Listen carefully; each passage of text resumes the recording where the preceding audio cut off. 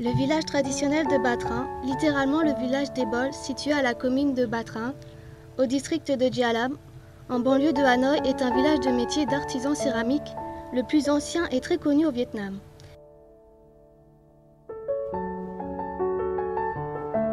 Grâce à la terre glaise blanche parfaite qui est le matériel le plus important pour les céramiques de haute qualité, ce village de poterie se développe bien.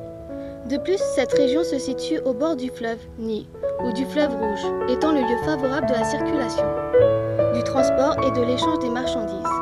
Selon les artistes du village, les sujets populaires des produits sont les images du dragon, du phénix, des sentences parallèles, des spectacles des hommes, de ceux des fleurs, de ceux de la nature.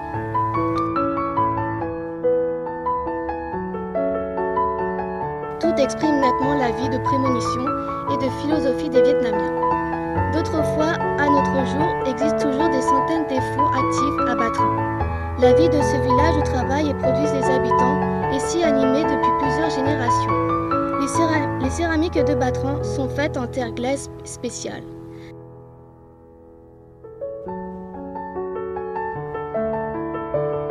Après avoir malaxé de l'argile, jusqu'à ce qu'elle devienne souple, l'artisan utilise la guéridon tournant pour créer la forme des produits.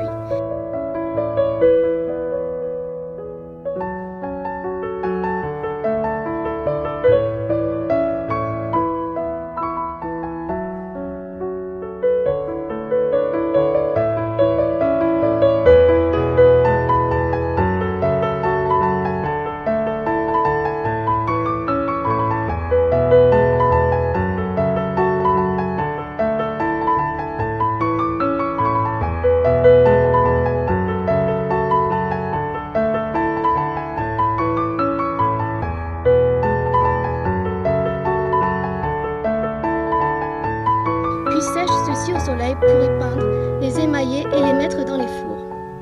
La température influence à la couleur des produits. Les objets de Batrin sont riches et variés, comme le bol, le plat de porcelaine, la tasse, le zachintes d'eau, la cassolette. Ce qui est le secret, ce sont le ferment d'aspect velouté et luisant, profond, fin, uniforme, et la façon de décoration et de peinture très originale.